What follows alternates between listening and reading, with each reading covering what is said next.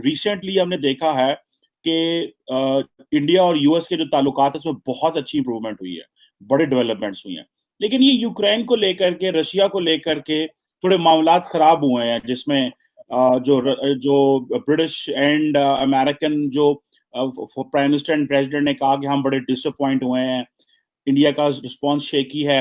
आप क्या समझती हैं, इंडिया और अमेरिका के किस तरह के ताल्लुकात हैं? While sitting in Washington, what kind of depth have you understood and what kind of the depth have you seen in terms of the business relations between Washington and new Delhi? हाँ, Ukraine जैसी चीजें जब आती हैं तो हमें वो ये दिखाती हैं कि देखिए, यूएस को भी समझना पड़ेगा कि इंडिया जो है वो अलायंस पार्टनर तो है नहीं, और ना ही इंडिया कभी अलायंस पार्टनर बनेगा। इंडिया का जो वो नॉन अलाइनमेंट वाला पहले था, वही एक इवॉल्व फॉर्म में अभी, जिसे हम मल्टीलैटरल प्रैग्मेटिज्म कहते हैं, उस तरीके से चल रहा है। तो ये तो आप बिल्कुल ही नहीं सोच सकते कि इंडिया जो है किसी भी साइड में आ जाए या अलायंस कर ले। और ये अमेरिका को भी पता है। देखिए, हम लोग थिंक टैंक वाले रिसर्चर्स और एनालिस्ट जो है, हम लोग बहुत चीजें बोलते हैं, लेकिन ऊपर मुझे लगता है लोगों को भी पता है कि क्या मुमकिन है, क्या मुमकिन नहीं है। दूसरी बात, हर किसी को पता है इंडिया की जो रशिया के साथ जो रिलेशनशिप है वो बहुत पुरानी रिलेशनशिप है।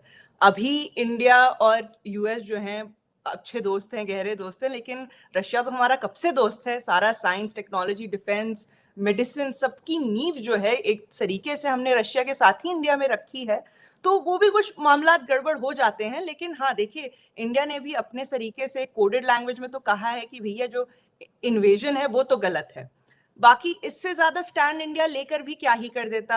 यूएन में भी वीटो तो करना ही था रशिया को, तो वो बिला वजह तो बोलने में कोई फायदा नहीं। रहे हैं, और ये खास करके रशिया के मामलात में और यूक्रेन के मामलात में हुआ भी है।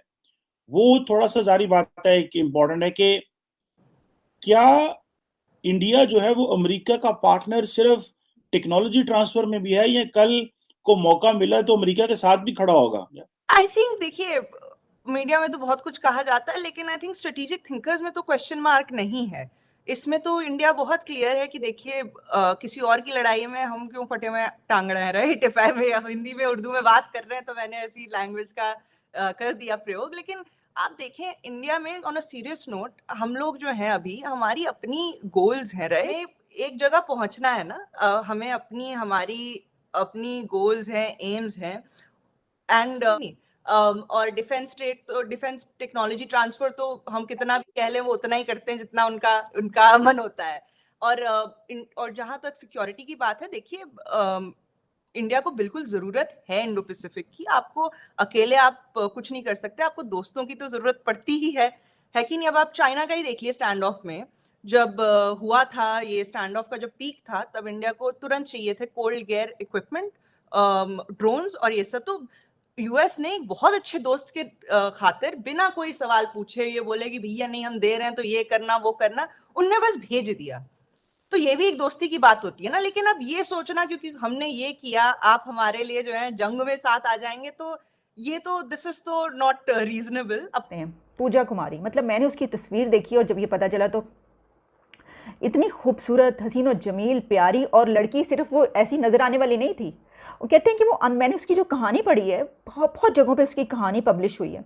हम सब में देख रही थी, हम सब में भी ये एक वकास हैं जिन्होंने उसके मुतालिक लिखा है, जिसमें कहते हैं कि वो इतनी सुघड़ थी, यानी क्योंकि उसकी जो थी वो 6 बहनें थी, भाई कोई नहीं था, क्योंकि उसके जो वालिद साहब थे वो अकेले कमाते थे। तो पूजा जब थोड़ी सी बड़ी हुई तो उसने कहा कि उसने देखा सारी अपनी सिचुएशन घर की, तो उसने अपने बाप से कहा कि मैं आपका साथ दूंगी।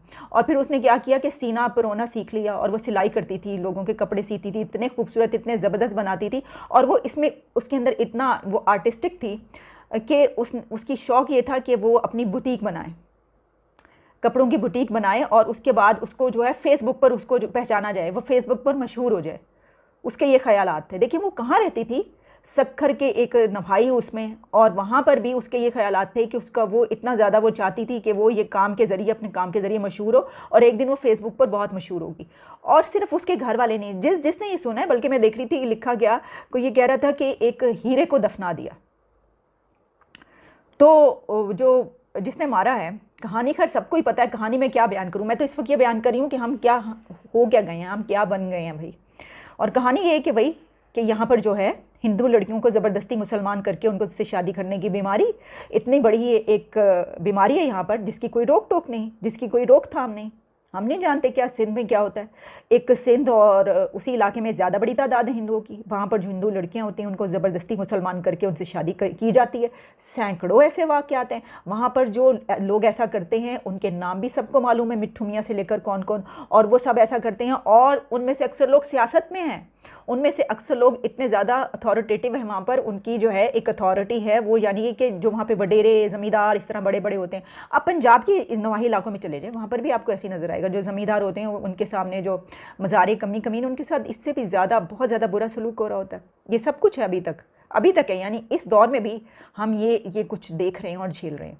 तो पूजा कुमारी के जो थी वो क्योंकि एक उसी इलाके में वाहिद लाशारी ख़ानदान, जो कि वहाँ का एक इन्फ्लुएंशियल फैमिली बैकग्राउंड उनका समझा जाता है, वो जो लड़का था वो उससे शादी करना चाहता था और उसको मुसलमान करके।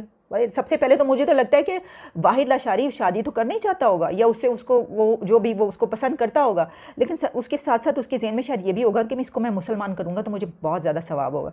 क्योंकि ये हमारे मौलवी हज़रात जो है ना, वो तो सबसे पहले ये डालने में बड़े बड़े उलमा स्कॉलर्स भी जो है बड़ा फ़ख्र महसूस करते हैं। वो ये नहीं सोचते कि वो बात जब ये कर रहे हैं तो आम लोग जो इस तरह के इलाकों के लोग सुनेंगे, तो वो जब ये सुनेंगे तो वो कहेंगे ज़बरदस्ती किसी को करो मुसलमान ताकि इसका सवाब मिले। वो उसको उस तरह नहीं लेंगे जिस तरह आप बयान कर रहे हैं, और उस तरह में बयान किया जाए तो आप गलत कह रहे हैं। आप कैसे किसी के एक तरफ हमारे वज़ीर आज़म साहब इस्लामोफोबिया का रट लगाए रखते हैं। आपने भारत में वाक़या हुआ था मुस्कान का, फौरी तौर पर आपने ट्वीट की थी, उसके ऊपर बोले थे और सब लोग उठ खड़े हुए थे, उसका साथ दे रहे थे, उसके वो कर रहे थे क्योंकि आप वैसा समझते हैं। पूजा कुमारी पे कितने लोग उठे और कितने लोगों ने जो है इन लोगों का, उसके बाप का साथ दिया और गरीब उसके ख़ानदान का साथ दिया, या उसके हक़ में बोले, उसके इंसाफ के लिए किस किस ने, वज़ीर आज़म से लेकर जितने मिनिस्टर्स और वो हैं, किस किस ने इसके ऊपर ट्वीट की और इसको कहा गया? नहीं, क्योंकि हमारे नज़दीकी मसले ही नहीं, थोड़े से 4-5% रह गए हैं और हम कहते हैं कि ये भी ठीक है, निकल जाएंगे कुछ ना कुछ, कहीं चले जाएंगे बाहर तंग आके।